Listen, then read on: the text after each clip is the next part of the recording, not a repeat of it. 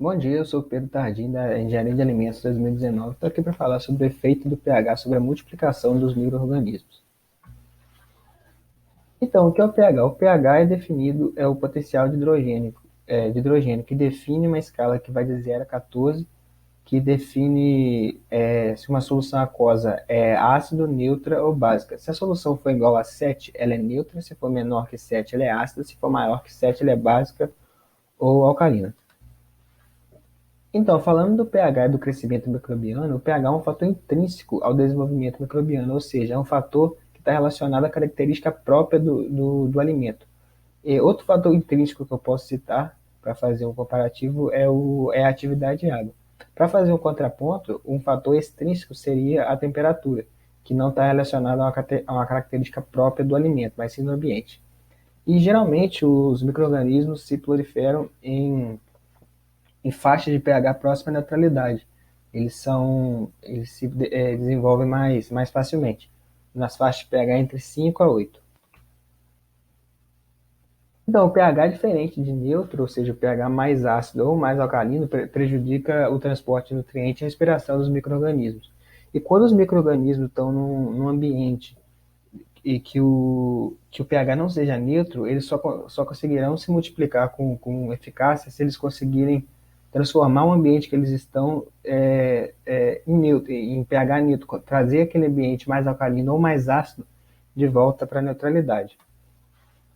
Então aqui a gente tem a tabela, os três grandes grupos dos alimentos de acordo com o teor de acidez, que são os de baixa acidez, os ácidos de muita acidez.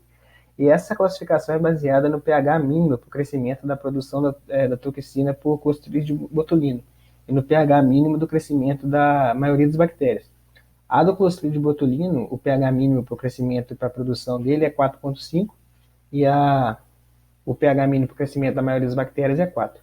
Então a gente tem baixa acidez, que é o pH acima de 4,5. A gente tem ácidos, que é o pH entre 4 e 4,5. E a gente tem de muita acidez, que é o pH abaixo de 4. Aqui eu ilustrei alguns produtos de acordo com o teor de acidez deles. No baixa acidez eu coloquei o leite, que tem um pH em torno de 6,3 a 6,5. Eu coloquei a carne, que tem um pH de 5,1 a 6,2. E nessa categoria de baixa acidez se encaixaria também os ovos. Em ácidos eu coloquei para ilustrar um vidro de ketchup, mas seria também qualquer produto, digamos que derivado do tomate, extrato de tomate, molho de tomate, tudo se encaixaria nessa categoria ácidos. E de alta acidez eu coloquei refrigerantes e sucos de frutas ácidas, como por exemplo o suco de abacaxi que eu representei aqui. Da mesma forma que os alimentos são classificados em três grupos, os micro-organismos também são classificados em grupos de acordo com a acidez, que são os neutrófilos, os acidófilos e os alcalinófilos. Os neutrófilos são os grupos que crescem entre 5,4 a 8,5, que são os grupos onde a maioria das bactérias patológicas estão incluídas. Ou seja, a maioria dos micro-organismos que crescem em alimentos estão no grupo dos neutrófilos. Os acidófilos são os grupos que crescem nos ambientes mais ácidos, que chega de 0,1 a 5,4, como por exemplo a Helicobacter pylori, que é uma bactéria que pode colonizar a parede estomacal do ser humano. Também temos os alcalinófilos, que são os micro-organismos que crescem entre 8,5 a 11,5, que são ambientes muito básicos, muito alcalinos, como por exemplo a alcaligênis fecalis, que pode criar e tolerar condições alcalinas com pH 9 ou até maior. Então, falando da atuação dos ácidos orgânicos fracos na conservação dos alimentos, os ácidos orgânicos fracos são os conservantes mais utilizados dos alimentos. Eles são compostos que são bastante versáteis e úteis, porque eles podem inibir o crescimento de bactérias e de fungos. Eles são muito eficientes. O efeito antimicrobiano dos ácidos fracos são geralmente favorecidos pelo baixo pH, que favorece o estado não dissociado da célula.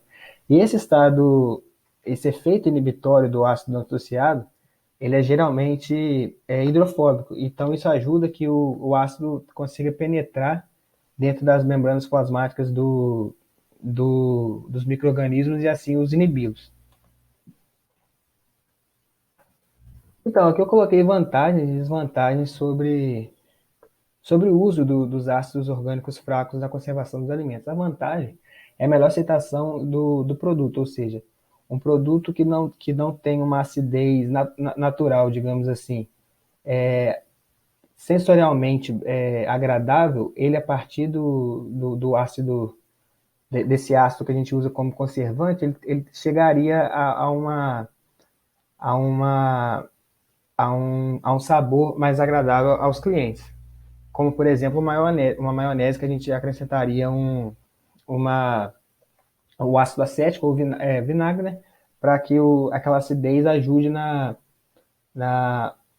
no sabor do alimento. E a desvantagem é que ele só é eficaz em alimentos com pH baixo, ou seja, pHs que têm acidez alta.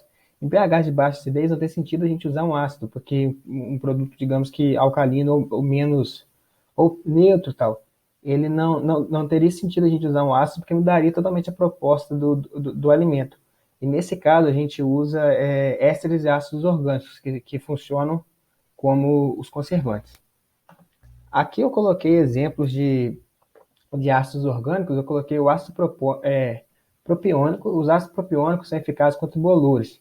E eles têm, mas só que uma desvantagem deles é que eles têm pouca ação contra bactéria e não tem um efeito bom contra levedura nas quantidades que são permitidas de usar nos alimentos. A gente tem um ácido sórbico, que então, é uma versatilidade muito grande, e uma vantagem dele é que o gosto dele é imperceptível. A gente pode, então, não usar quantidades um pouco maiores, que o gosto dele é imperceptível.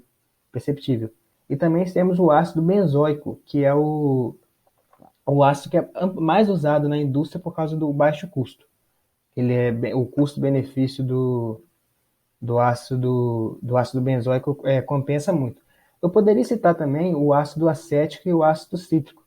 O ácido acético e o ácido cítrico poderiam também ser usados como conservantes, mas só que não são. Eles são usados mais como acidulantes, porque eles não têm uma eficácia tão grande para